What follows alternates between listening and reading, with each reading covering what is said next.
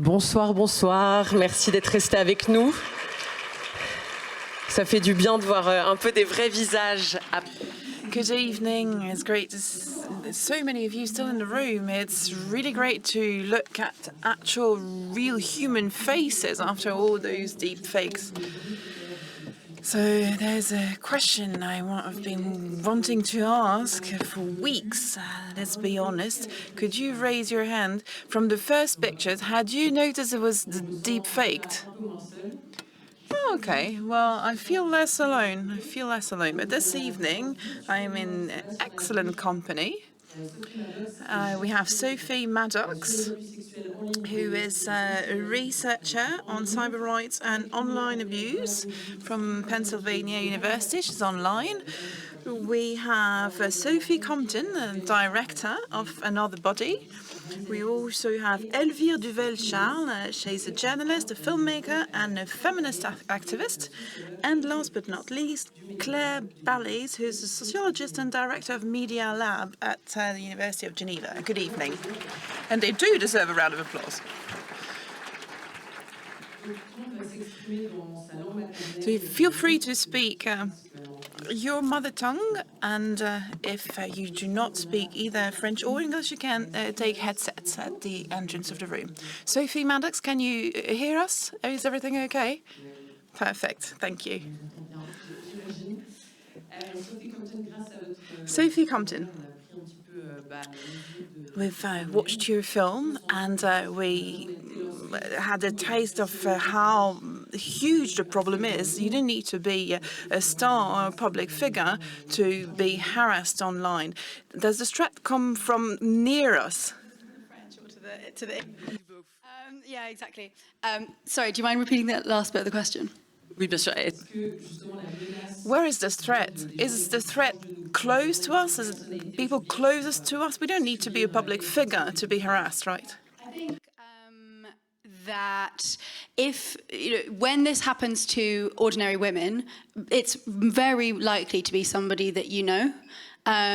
Because they're the people that have access to you, they're the people in your networks. I think that we really need to challenge the idea that this is an anonymous, shady figure, kind of internet denizen. Danielle Citron, one of the brilliant researchers on this subject, has pointed out that it can be, politicians, mayor of a small town in Denmark, it can be, students, it can be, really anyone.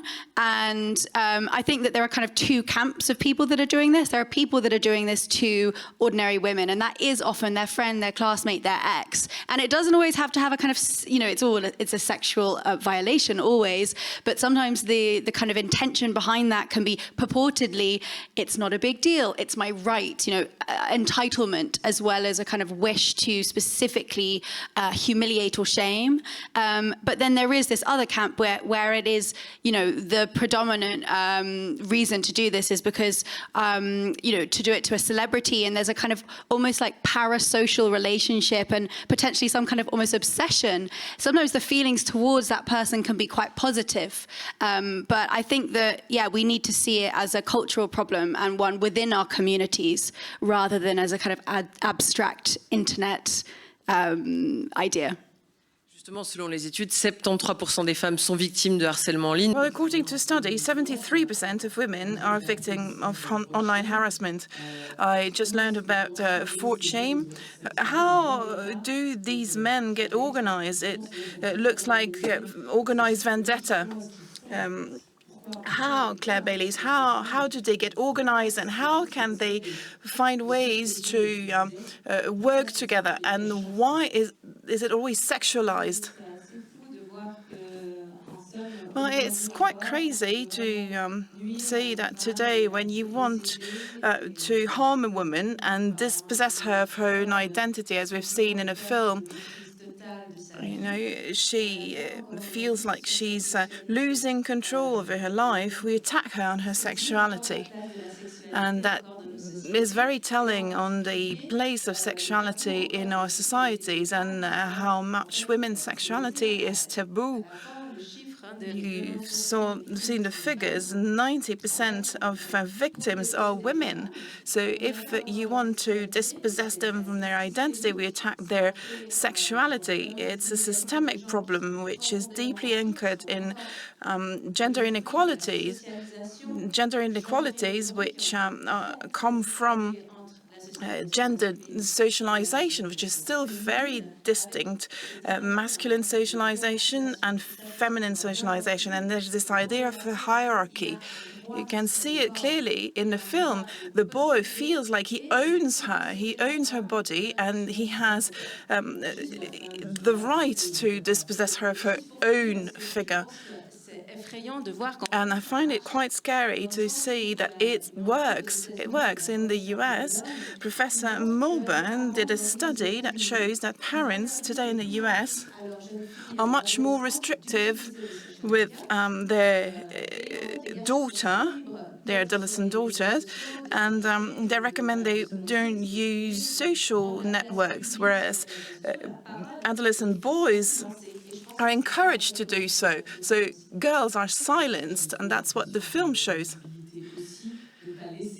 So yes, girls are dispossessed from their visibility, and we've seen it with the Me Too movement. Are there positive things coming out of this movement as well, Elvire? What can you tell us about that? Can women find their place on those social networks? Well, what's interesting is that at the beginning, social networks were used by women and minorities in general as platforms that were free of charge and accessible, and they were used to carry voices that were not welcome in mainstream media. You can see it with the Afro-feminists, for example, who first advocated on blogs. It's on blogs that we first read French Afro-feminists. We had Anaïs Bourdet, who had a blog called Paytashnek. It was one of the first pre-Me Too street harassment blog, and she used to collect testimonies, street harassment testimonies. So yes, women and girls did use social networks because it was a way to have a room of one's own, so to speak. And then little by little, men caught back and started coming on those platforms. And it's actually interesting to see that when it started being monetized, like podcasts, at the beginning, there was no financial model for podcasts, so it was mostly women podcasters. And at some point, they found an economic model, so men started finding an interest in podcasts. And same thing on social networks. Bloggers, lifestyle bloggers, from the moment they started getting partnerships, then men started finding an interest in it. The same thing with the cinema. At the very beginning, there were mostly women directors. But then one day they found out that they could make money with films, so men became directors. Well, same thing with the world of technology. Now, women only make up to 12 to 20% of tech employees, so that leaves a lot of room to men. Sophie Maddox, you've done research on this topic. Are there any specific profiles for these harassers? Do they have specific characteristics? Yes. So research in the UK has indicated that Machiavellian traits, the kind of dark triad of Machiavellian traits, can make somebody more likely to create or distribute people's sexual imagery without their consent. Also, individuals who hold misogynistic views, unsurprisingly, and individuals who hold victim-blaming beliefs are also more likely to engage in the creation of this type of content. And then we see that predominantly women are more likely to be targeted, and men are more likely to create and distribute these types of images. I would also say that with the rise of image-based sexual abuse more broadly, we consistently see that minoritized women are more likely to be harmed in these ways and less likely to be able to gain access to legal support. We also notice that LGBTQ populations are also more likely to be targeted, younger people and people who are single. Can I add something to that? Yeah, I just wanted to add the way that these spaces function as spaces of radicalization. So, you know, it's not just who's likely to be someone to do this, but it's how are we allowing the norm or the center ground to be pulled further and further into these spaces. So deepfake abuse sites have been normalized. They are operating on the mainstream internet. Google is driving web traffic to them. You know, the payment is being accessed through Visa and MasterCard. All of the tech is being hosted on Microsoft's GitHub. Like there's a whole mainstream tech infrastructure that is allowing these sites to grow. One of the biggest deepfake porn websites is getting 14 million hits a month. Creators are making enough money now that we've seen creators hiring assistants. So this has become, you know, and paid ads are going out across mainstream social media platforms. Apps that strip somebody, and actually not somebody, strip women specifically because they don't function on men, naked at the click of a button are accessible on the App Store. So what that's allowed is the mainstreaming of this culture, whereby young men at school are passing around deepfake links, thinking it's another genre of porn, and we haven't drawn that cultural distinction between consensual and non-consensual. And I think that, you know, there was also a study recently that showed that on TikTok, if you drip feed misogynistic content, somebody who started out not identifying with misogynistic views very quickly does get pulled into that world. So yeah, I think that's really important for us to understand what the cultural ramifications of not doing anything are. And we were talking about this earlier. There's a study in the UK that recently found that Gen Z young men are more likely than boomer men to believe that feminism has done more harm than good. That is obviously not all Gen Z young men. There are many very progressive and very, you know, feminist young men, but there is this kind of growing pushback against feminism that is being facilitated and driven by Andrew Tate, by, you know, all of those kind of online influencers, manosphere people, and by deepfake sites. Et il y a aussi la force des algorithmes et le rôle des... And there's also algorithm and their power and the role of GAFAMs. They have all the tools in their hands to tackle those phenomena, but do they do anything? No, they don't. But economically speaking, it doesn't make sense to them. You have to understand that social networks like Instagram, Facebook, and TikTok, they have an economic model based on screen time. So what they want is for us to spend as much time as we can on their platform. And it so happens that the content that we will be most interested in are content that make us react, either because of fear or anger. So more conflict drives clicks. You know, when the Kardashian make their reality TV show, they will show every time they fight. So it's an economic model which is based on hatred, because that's what will make us interested. We will answer comments. We will say, oh, I can't believe that she said that. And it will be a way to bombard us with more ads. And Instagram is an advertising company. That's the very concept behind the media. So it's not in their interest to moderate hatred. They could very well do so. I think it was a Swiss NGO who was saying that there were between 10 and 20% of accounts that were responsible for about 80% of hatred online. So it would be very easy to ban them, you know, just apply the Instagram terms and conditions for use. But the only way to make things real would be to leave the platform or to threaten to leave the platforms and social media. But for the moment, it's not in their interest. Claire, is there anything that you want to add? Right now, no.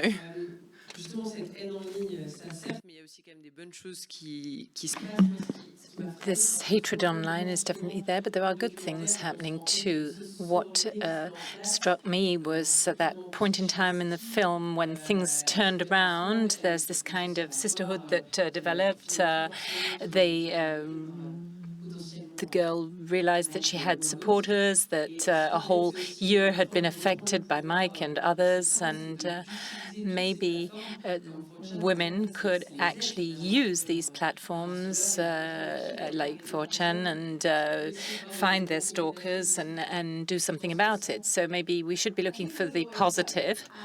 I think that the movement against this abuse is 100% a survivor-led movement, and the survivor stories are genuinely changing, sending waves out into communities by refusing to be silenced, by refusing to be shamed. However, I would not say that a platform like 4chan is working currently as a kind of feminist form for good. I think that the platforms are not really where I see the hope for the growing solidarity. But I do think, maybe sometimes on Instagram and in the ways that we've talked about the history of the internet. But I do think that there is a huge amount of power in speaking out, and that kind of grassroots ripple effect within communities is meaningful. For example, in the film, when GB, the ASMR artist, speaks out about deepfakes for the first time, she was literally the first YouTuber to talk about her experience, which is so wild when you step back and think about that. That means basically every YouTuber is being targeted, literally every single one, on a mass scale. None of them were speaking about it, not even with each other. So it was a completely internalized problem, and the shame of that is really strong, and the fear and all of that. So when GB spoke out, it was like the floodgates had opened, and not only were people then able to say, I'm experiencing this too, and build that beginning of a kind of movement against it, it also validated the experiences for other creators who were going, you know what, I'd had that experience and it'd been really traumatizing, but I'd literally shoved it away in a box at the back of my mind because I didn't feel like there was any hope. So I didn't feel like there was any point even digging into it in my life. So that, I think, is changing. And, as I wouldn't want this movement to be built on the back of, one very famous person being targeted. But I do think that the power of the Swiftie has been revealed, because when Taylor Swift was targeted, that created this huge, what she did is she brought her army of fans to say, this has got to stop. And I have to say that the conversation in the US especially, which I think is really key, because for me, I see the way of combating this as a question of tech accountability and tech regulation. If we can't bring Google, Meta, all of these guys in line, we're not going to solve this problem. And it's been really hard to try and move against them. They're very powerful. They have a massive lobby. But in the US, since the Taylor Swift experience, since stories like Taylor's have come out, and since also the realization that this is also happening in terms of child sexual abuse material, there is this recognition that we've actually got to stop it. But I really say the credit to that is with the survivors that have been leading the charge. Et pour aller dans ton sens sur la question de comment... Yes, and you were talking about using it as a weapon in France, in the activists group. We are often, well, it's often on the Instagram and other groups, and the advantage of these groups is that they are anonymous and they allow us to be in touch and warn each other just before there is a big activity, and that way we can protect ourselves. Good strategy. Sophie Maddox. maybe on the legal aspects and the legal void and all the legal issues that it raises. You see this in the documentary, but what can be done if in the near future I'm a victim of deepfake from a legal standpoint? What can I do? Yeah, so speaking in the US context where I'm currently situated, there are laws that specifically target what is often referred to as deepfake pornography at the state level, and a federal law is kind of in the works, or has kind of been introduced. A federal bill has been introduced. So I think right now, I can only speak to my kind of current context in the US, but there is this kind of patchwork of possible legislative approaches. You could bring civil or criminal charges depending on your location or whether what you've experienced fits into existing state laws. But I think when it comes to the law for many survivors, you know, the harm in many ways has already been done, right? The images have already been spread. You may already be experiencing, you know, a life-ruining harm, and you know, for so many people, it's the kind of the biggest harm has already been done, and so I think examples around how you can seek justice without contributing to carceral frameworks that already disproportionately impact certain groups, whether that looks like financial damages, whether that looks like restorative approaches. I think it really has to be about reorienting, as other panelists have said, the onus being on the platforms that create the kind of superhighway from the individual who has never created a deepfake to then them creating a deepfake in a matter of clicks and then, you know, completely transforming somebody's life for the worse. And I think, you know, what I see from the stories in this film and in other stories from survivors is that through their own incredible investigative work, it often doesn't take them a lot to indicate who has created these harms against them. But what we see from the law enforcement side sometimes is, you know, victim blaming, is not doing the appropriate investigation for whatever reason, and in many ways re-traumatizing the individual. So I think, yes, we absolutely need legislative approaches that are going to create a deterrent that's really meaningful, but also taking a step back and thinking around prevention is really important as well. Et dans nos pays, peut-être en France, en Suisse. Maybe in our countries, in France and Switzerland, could we know what the situation is? Is there still a legal void here, or is there anyone who can defend us? Well, I don't think we're doing any better. As we've seen in the film, it's a question of identity theft. You know, you're just taking somebody's face and you do something else with it. So the concept of consent, you know, we're not quite there yet.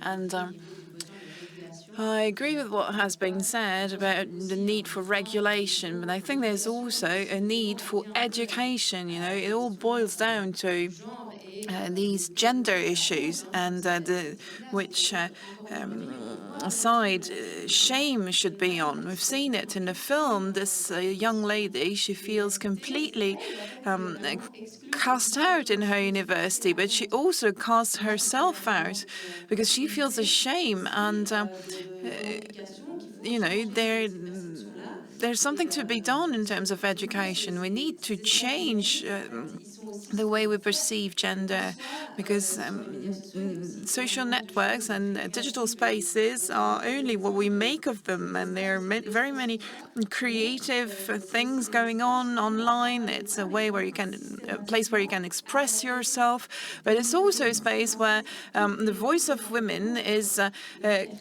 constantly silenced and criticized. And the Council for Equality in France just issued a report showing how massive sexism still is, and everywhere in the world women tend to be more progressive than young men. It's true in Korea, in Poland, in the US, and there's this divide between men and women. And I think a lot is at stake when it comes to education, because our digital practices are only the mirror of social and systemic gender inequalities.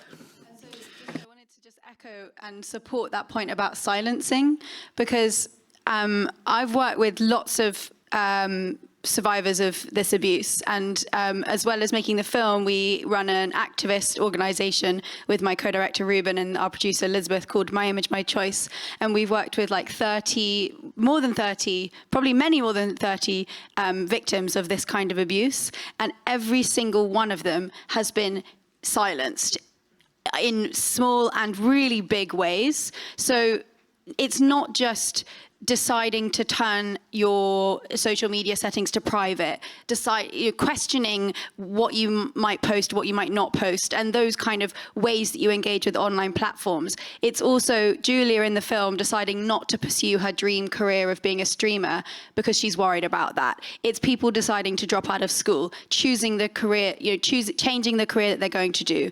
Really tragically, I've heard of at least 3 young women who have taken their life as a result of this. I think Professor Claire McGlynn uses the term life-shattering, and I think that that's so accurate. But I think that, I've been in spaces where I've said that and I've explained the level of silencing, and it's not just the individual victims, it's also their friends who then think maybe I'm going to be at risk. Glamour did a poll last week that found that 91% of their respondents were really afraid, who were female, that this might happen to them. So the kind of broad scale of that silencing is so massive. And it's been so interesting when I've gone into like policy and political spaces and said that to people. And then sometimes the response is, oh, so how do we prove that this is a cultural issue? How do we prove, yeah. And then you're asked to say, it's like, how do we quantify this? What's the cost to business? And I'm like, someone losing their life, how is that not a cultural issue? And how is this mass scale silencing not a kind of business issue? People deciding not to pursue the career that they wanted to pursue. These are the ways that our kind of economy runs and the ways that our society run. And I think, this is a kind of a shout out. If anyone's a researcher, we need to build that evidence of what that silencing looks like. And I think we don't have really good ways of visualizing or representing the kind of breadth of issues like this, because, this affects people as individuals, and people experience this very personally and privately, and those minute decisions around, oh, should I wear that? Should I post that? Should I do that? Is that okay? Should I be a politician? Should I put myself out there? Those are very private, internal discussions that we have. You can't see that on someone's face. You can't see that on their body. So, I think that really serious work to try and build a picture of that silencing would be really valuable to this field. Pourquoi est-ce qu'on veut autant réduire les femmes au silence? Why do we want to silence women so much? Well, I don't know, but what's interesting is that we can draw parallel with women in the public space. You will think about how you dressed, where you're going to go for a walk, what time you're coming back home, and little by little we will invest public space less and less. We won't go outside for pleasure, just breathe some fresh air and enjoy the sun. We just go on the street to go from point A to point B, and I find it quite interesting because the internet is a mirror of real life. We're doing the exact same thing online and offline. We prohibit ourselves to go out in some places in the evening, for example. There's this real fear in public space. I don't know the statistics for Switzerland, but in France, you have much more chances of being attacked when you're on the street, when you're a man, than when you're a woman. But yet, women are much more afraid than men. So it's almost like we're instilling fear in ourselves. We feel like targets, and we're trying to control ourselves. And I find it interesting that the characters in your film have found themselves, because together we're less afraid. And I think that from the moment we start daring, we dare going out, for example, when we started sticking poster against femicides, so women and a minority of men going out and sticking poster all over the city, and what you're doing online, those girls are doing online, saying, okay, it's fine, I can speak up. At some point, the more we do it, the stronger we will feel.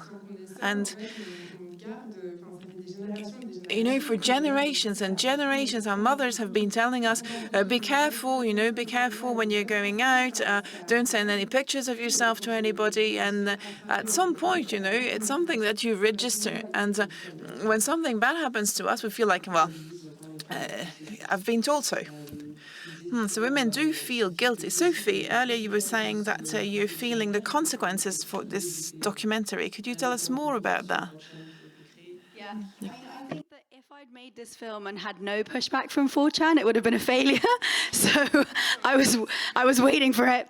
And it came. But yeah, no, I've had, and I don't know how much of this is connected to doing this work, but I've had loads of weird things happening. For example, somebody made a fake profile of me on Instagram and using all my photos and linking to an OnlyFans page that wasn't real and added all of my friends. And so everyone was messaging me being like, some people were being like, haha, some people were being like, you look great. Some people were being like, is this you? Are you okay? And I was like, wow, that was a range of responses, which was also kind of interesting. And look, I mean, I'm extremely sex positive and not very, that's something that does not faze me a huge amount. But what actually really did was on 4chan, there were threads where people were targeting Taylor, targeting GB, especially saying to GB, like, I'm going to find where you live. GB's had to, move house as a result of the harassment, not from the film, but through the kind of broader scope of her harassment. She's had to change her name, completely conceal her name. They found her grandmother's address. So, the kind of level at which people will go is really extreme. And any time that anyone makes any comment about Taylor, I am like so protective, like tiger mom. I'm like, you can go for me, but don't you dare go for Taylor. But one thing that I thought was quite striking was there was one moment when somebody posted a photo of me and made a kind of sexualized comment about me. And it was this understanding that what the violation is, in a way, or what I experienced the violation to be at that moment, was the sense of that person's eyes on me and the way that I knew that they were looking at me in this truly queasy way. And I think that that's why it's so important for us to support all victims of this, including people that are extremely high profile. Like the idea that, maybe you're Scarlett Johansson and this has happened to you like bajillions of times and you might be thick-skinned about that. But I actually can't imagine how disturbing it must be to also know that there are really like thousands, maybe millions of people that are viewing you in a way that you just do not consent to and you have no control over. And I know that GB finds it so frustrating. There are whole Discord groups dedicated to sharing deepfakes of her. And it's that sense of, your identity being kind of wrested from you. And I feel like I was ready for all of that kind of stuff, but it's experiencing those eyes on you is something that is quite specific, and it just makes it so clear what the violation is. Donc pour l'instant, seules les victimes paient les conséquences. So only the victims are paying the consequences of all of this, and those men are off the hook completely. We've seen it with GB, but what about Taylor? Has she been stalked by her harasser? Did the documentary help her? Do you mean have people tried to track her down? Yeah. There was a whole thread dedicated to people trying to break apart the anonymity provisions that we created in the film. So people were copying, pasting the numbers of every single 4chan thread you see in the film. Luckily, they were all recreated because we'd, anonymized everything. So we'd been really careful. And I'm so glad that we went to that length because, there's a kind of vigilante spirit to some of these groups, and they want to try and tear down any barrier, and they kind of see sometimes like a bit of a challenge in being really good like open source investigators and being like the most internety people in the room. And and actually I did get one person that emailed me saying, and the email address was racist@incel dot something, which I won't say because I don't want to give it away, but saying, I found Taylor, I know who she is. I don't believe that is the case, so fingers crossed. But the thing is that, Noelle Martin, who's a well-known survivor leader who's spoken out about this, has spoken really powerfully about how her decision to speak out about this, and she did quite a public TED talk, and the barrage of abuse and harassment that she got as a consequence, she found that as disturbing as the original abuse itself. And that's why it works as a tool of silencing. So, again, that's why it's so important for us to build community, build support, and help people that have made the really brave decision to speak out to do so, because we cannot accept a world where the people that are the bravest and the people that have the most will to fight are unable to do so. Est-ce qu'il y a peut-être des espaces dans lesquels les... Maybe there are spaces that women can go to find this support. En France, on a un collectif qui s'appelle Stop Fisher.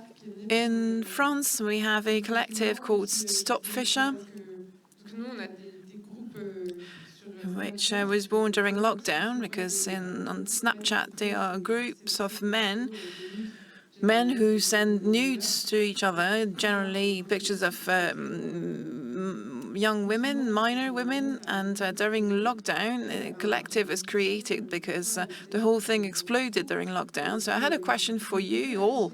I was wondering, what about the psychological profile of those people? Because we talk, but they spend a lot of time on that. That's a very time-consuming hobby that they have.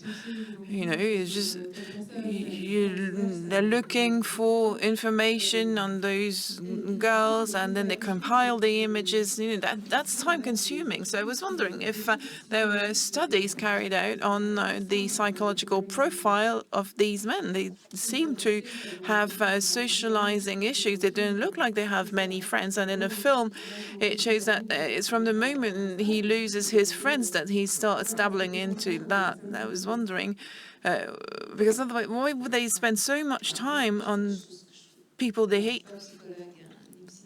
Well, I'm not a psychologist and I'm not a psychiatrist. I'm not going to profile anyone or issue diagnosis, but I see that those relationships are very much gendered, and here we have a man who feels like he owns the woman.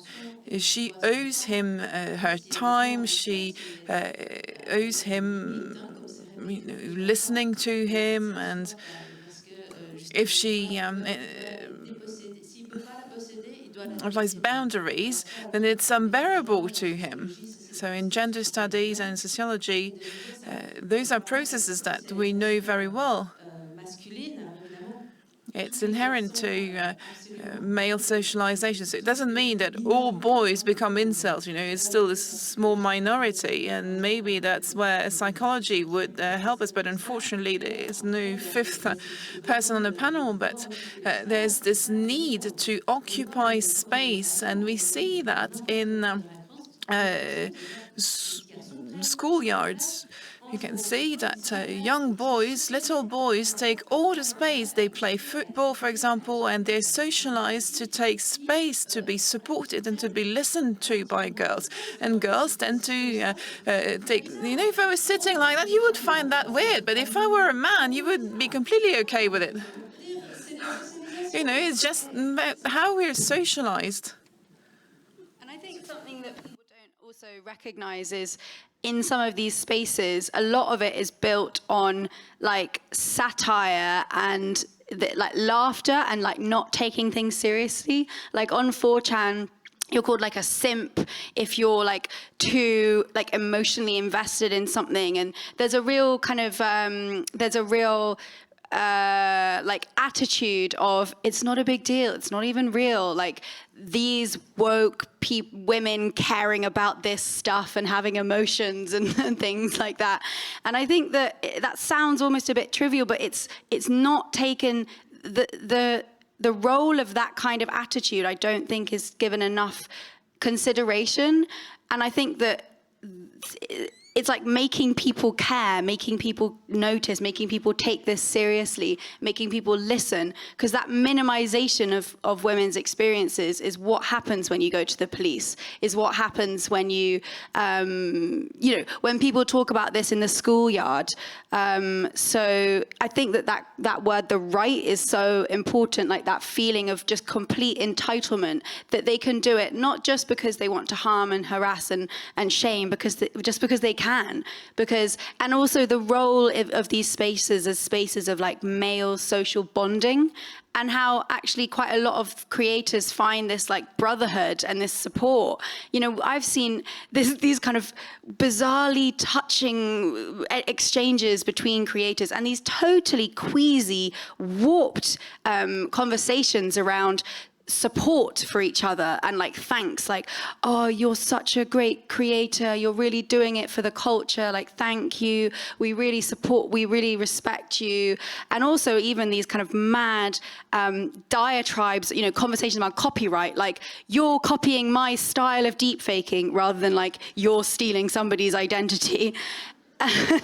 And there's a way in which things are warped, but I also think that there's something significant to look at the way that humor trickles out and memes trickle out from these spaces into society, and the way that these are kind of bonding spaces for young men, and for us to think about like what is lacking in the rest of their lives, that this is the space that they found that camaraderie and they feel seen.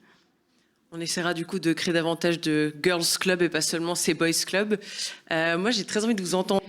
Well, I'd like to hear a little more from you. I think we're doing quite well in terms of timing. I'm wondering if there are some questions that have arisen in the meantime. There are a couple of people available to hand out microphones. If we have anybody who'd like to ask a question, if you don't mind being seen by all. Maybe on the documentary, on the way it was produced. Finalement, l'outil de... And have you used the tool of the guys to actually protect Taylor's identity? Problem. It's the cultural frameworks around it. I think that the technology is a tool, and it's a tool that can be so powerful. It's a tool that can allow people that have never been able to tell their story to speak out without fear of persecution. What the technology does is it allows you to really connect with the person underneath the mask. You guys don't know this because you haven't seen the real Taylor, but the deepfake Taylor captures her spirit and her expression, and it is her communicating to an audience, and yet she's protected. And I think that that's so exciting. And it felt really good on a kind of deeper subterranean level to reclaim that technology. La première question, peut-être. One first question, maybe? I'll ask my question in English. We talked a lot about image and identity. And deepfakes, of course, show one aspect of our society and culture that has problems with identity and image. But identity and image is, I think, legally one of the hardest things to protect, because there seems to be no... Before, when we had kind of a structure a different kind of structure, your image and your identity was considered your own.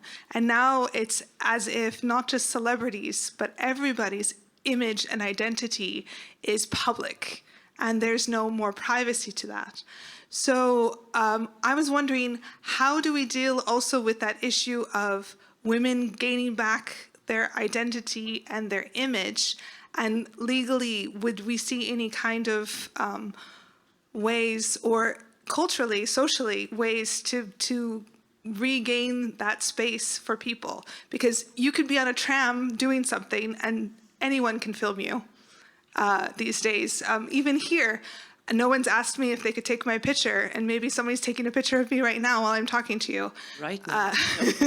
So, I mean, how do we gain back that space? Thank you. Sophie Maddox, maybe? Did you hear the question, or?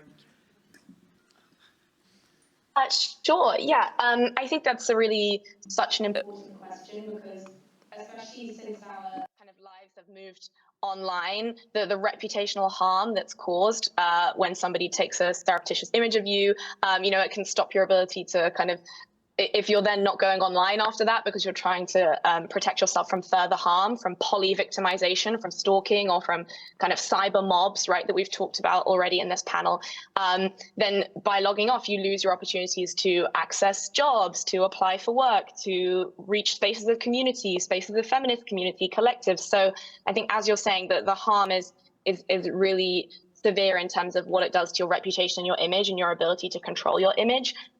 In terms of solutions for that, I definitely look to the survivors who have reclaimed their image by speaking out, and who have kind of demanded that they be heard and they be seen. People like Noelle Martin, who have, are incredibly surviving in terms of the way, incredibly inspiring in the terms of the way that they've owned their image. But that's extremely, that's not possible all the time and for everyone, and it's a really challenging road to take, and the harassment that comes from that is really extreme. So I think until we center equity and privacy and sexual privacy and bodily autonomy in the laws that we create around generative AI, and also in the expectations that we have of platforms that host our content, then I think, we have to look to those as the possible solutions. Mais... Non, c'est intéressant, je trouve, c'est assez paradoxal, parce que typiquement... Yes, I find it quite paradoxical, because a network like Instagram initially was designed as a tool for celebrities to recover their image and to prevent the paparazzi from telling their stories. They wanted to be there beforehand and independently and be able to tell their own story without them being involved. And ultimately, it turned against them. As you know, you need a lot of images to create deepfake, 150 or so. But it's interesting to see that at a certain point in the history of Instagram, it became a tool for people like Kim Kardashian. I'm a big fan, yes. But she was able, thanks to it, to take ownership of her image again. It's really important. It's like, where are people's images being misused, and what are the responsibilities of those platforms? And we need to make sure that Google has, that there's content moderation, and that, if a company is hosting a space, it is their responsibility and their right, their duty to make sure that that space is safe, and that there's consideration into how people might be harmed, and that the process, if you want something to be taken down, is good. I think in terms of the question of being out in public, like, I'm a filmmaker, so instinctively I believe it's important that we have the capacity to film our world, and I think that expression and I think that free expression is really important as well.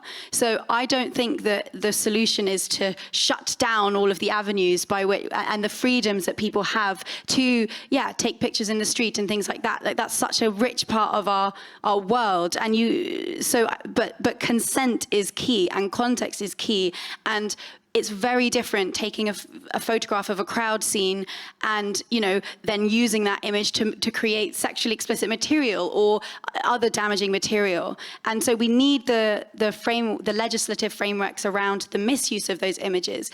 And I think it sounds, scary and it sounds hard. I don't think it's that hard. We have nuanced legislation around images in the tangible world. The law deals with such complex problems.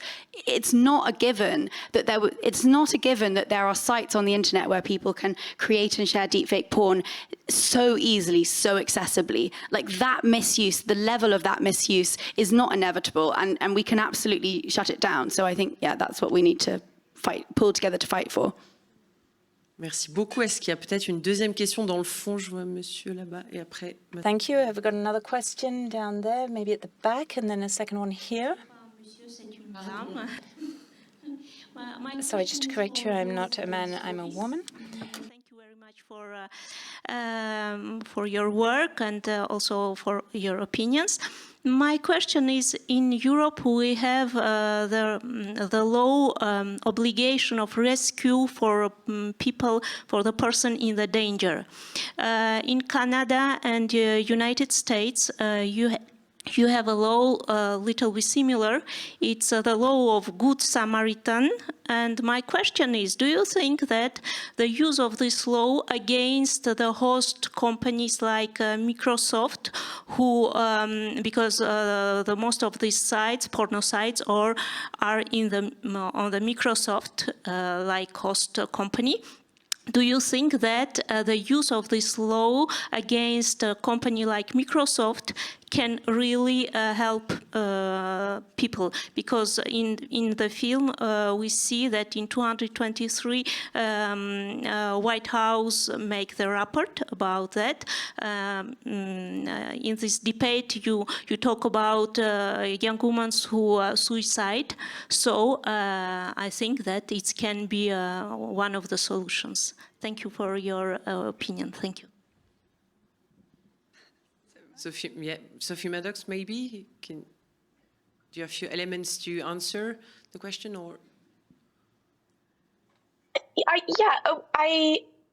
I'm unsure if, so if we're talking about the kind of Good Samaritan being like an active bystander, I think that's a really important part of the conversation, maybe that we haven't touched on yet. I'm sorry if I'm taking the question in the wrong way, but for example, like in the film, the role of the support system that the survivors created for each other, but also, their boyfriends off camera supporting them, and just the ways that we can kind of like be active bystanders and what that looks like, especially in a context where creating and distributing images is normalized. I know in my research in classroom environments and in the research of other folks, we see adolescent boys and girls creating and sharing imagery in order to associate themselves with masculinity or to separate themselves from other girls and indicate that they are more chaste or they are less sexually active. So the way that kind of heteronormative assumptions are built into the creation and distribution of these harms, like it would be really helpful for us to approach education in terms of what it would look like to be a Good Samaritan or an active bystander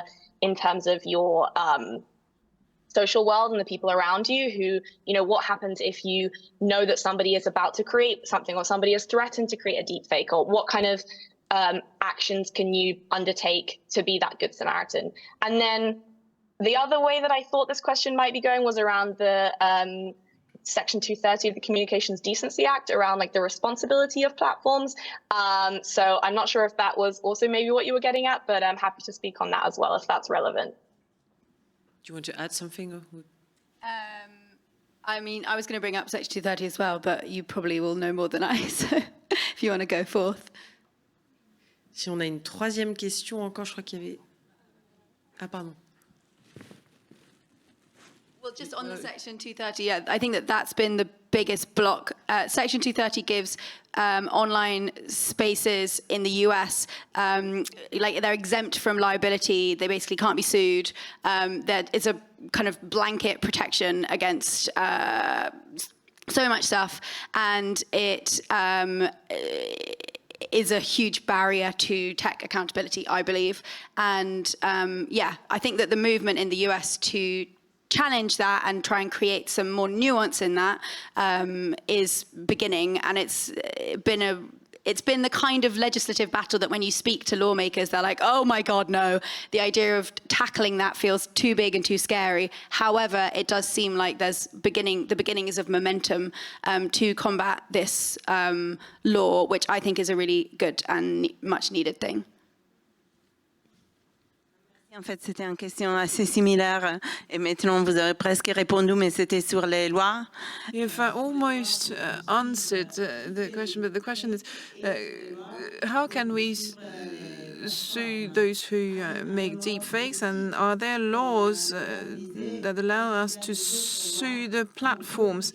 And as the lady was asking, are there laws that can be used to sue companies or people if it's not considered as a crime? Can we use libel laws, for example? Some of the issues that we have around pursuing this through the criminal law. One, in terms of the carceral justice system and whether that's an effective deterrent and how that works, and the need for deterrence. But the way that this is widespread and the mainstreaming of this means, like, do you want all of the kind of teenage boys that are sharing these links around at school, like, what's the approach? Are we going to put them all in prison? Is that going to stop the problem? Is that going to be a beneficial thing for the communities? Is that going to stop the radicalization? So that's why my focus is so much on the platforms and the sites and the places, the things that are allowing this culture to grow, because they should not be Microsoft should not be making money off of this. Google should not be making money off of this.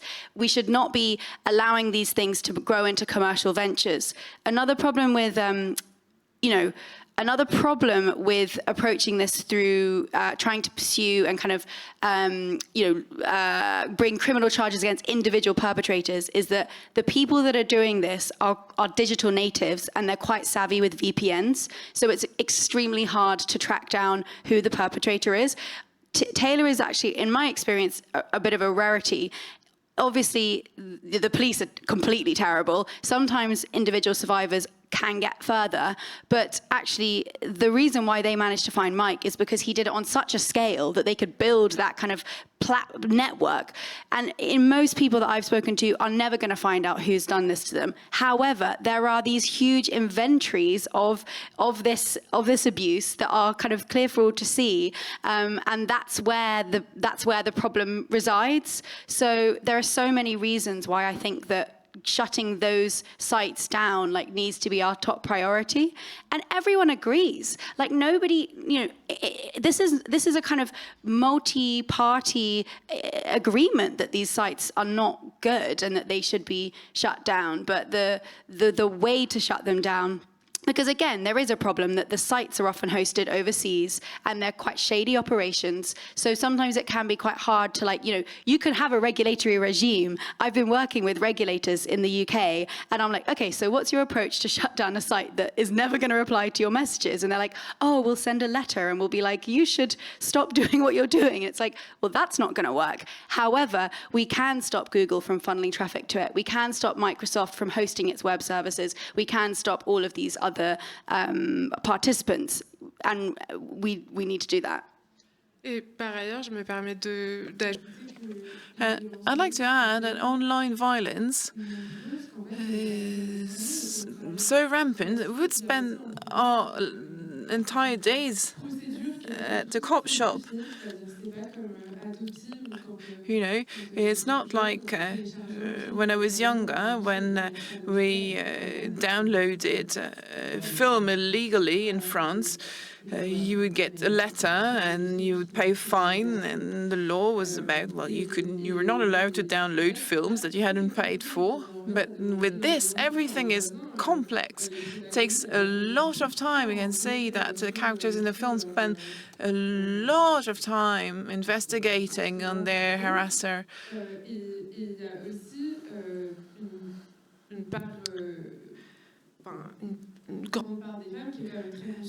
And there's a large proportion of women who are very well aware of the fact that it won't lead them anywhere, because if there's only 1% of rape reports that lead to trial and condemnation, then nothing will be done for deepfakes. So the question is, what are the priorities of the state? Because everybody is telling us that this is too much, it's too big, but we can very well find, the cars that people who speed. We can give parking tickets to loads of people. So there should be something that we should be able to do. In France, 14 people sued Meta, including myself, to demand Meta to be clearer on their policies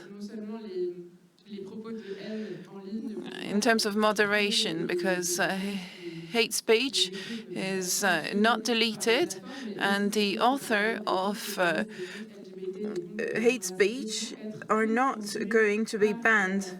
So that's something that we want to choose. We want to change, that authors of hate speech and misogynistic speech be banned. And we've spent 3 years in mediation with them, with pro bono lawyers. It's hours and hours of mediation, and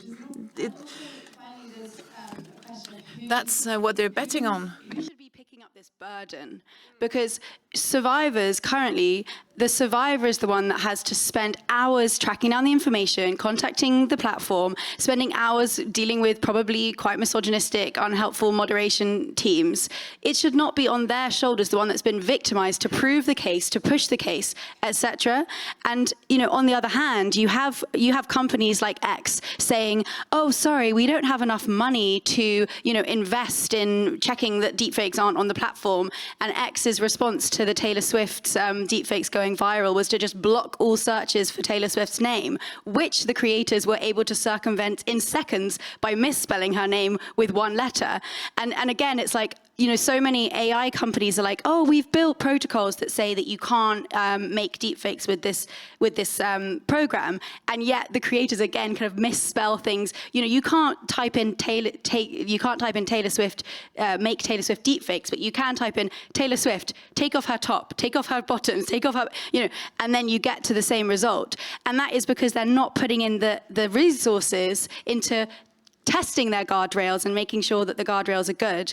But we have to stop, the survivor needs to not be the one to pick up the burden. And that's why, again, this systemic approach and this platform approach is so important, so that we take some of that responsibility off their shoulders. And what we can offer survivors is support, community, and help with getting things taken down, and then let other forces deal with the issue and the kind of legal frameworks. Because mounting a criminal or a civil case can be very draining, very expensive, very time-consuming, and that may be what some people want, and they should have that option, but that is also not what a lot of people want to go through. They just want it to stop, they want to be seen, they want to be validated.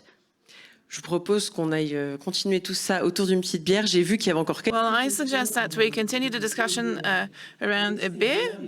Maybe we'll keep the remaining questions for outside the room. Thank you very much for spending the evening with us, and thank you, Sophie Maddox.